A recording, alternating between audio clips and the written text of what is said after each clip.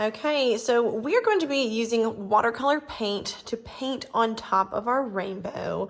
And we are going to be using watercolor paint because when you use oil pastel and you paint on top of them, it still shows through, so we can still see all those really beautiful lines that you drew.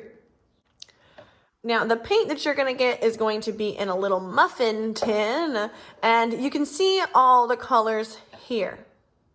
This little guy has a pink liner, but it's actually going to be red. So we have red, orange, yellow, green, blue, and violet or purple.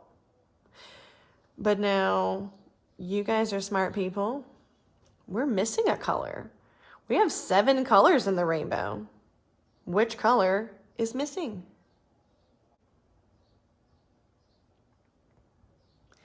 If you said indigo, you are correct. Red, orange, yellow, green, blue.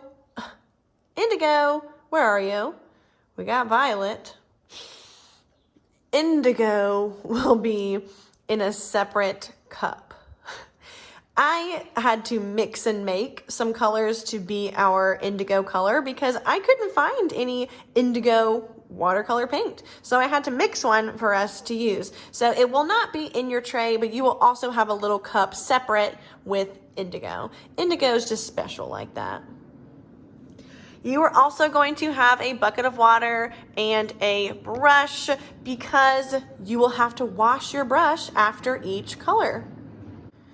Because so far we've done everything in rainbow order, we are also going to do our painting in rainbow order, which means we'll start with red.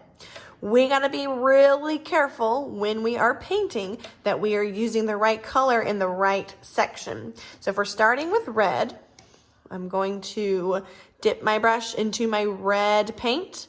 Liquid watercolor paint is great because it's already juicy and ready to go. So you just gotta dip your brush in there and it can be painted on your paper. Some of these paints might even have a little bit of sparkle in them.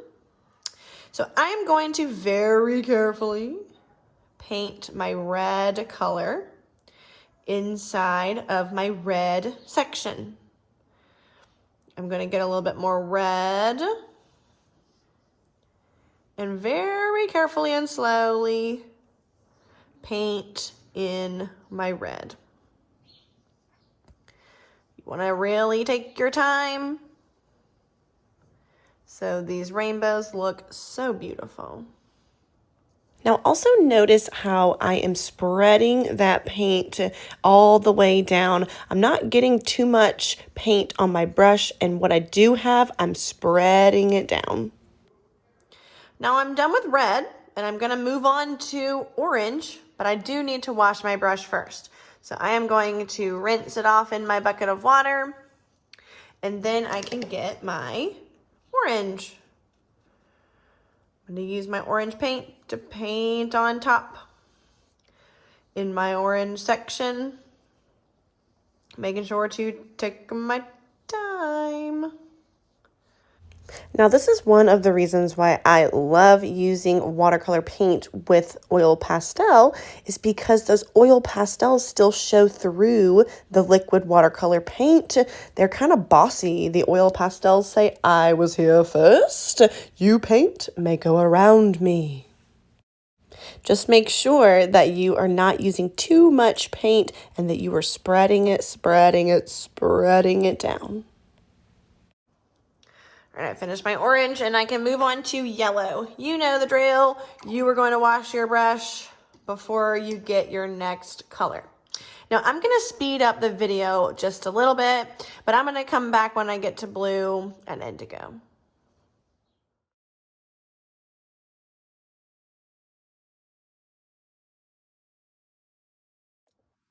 So I did my blue, the blue from my container, and before I do purple, I'm gonna use the extra cup because remember that's that special indigo color that I mixed together for you. So after blue is indigo. So you will do the same thing, just make sure you remember to grab the indigo from your other little cup.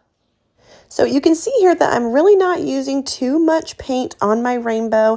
You don't want to make any paint puddles on your paper. You want to spread out whatever paint that you have got on your brush, spread it out.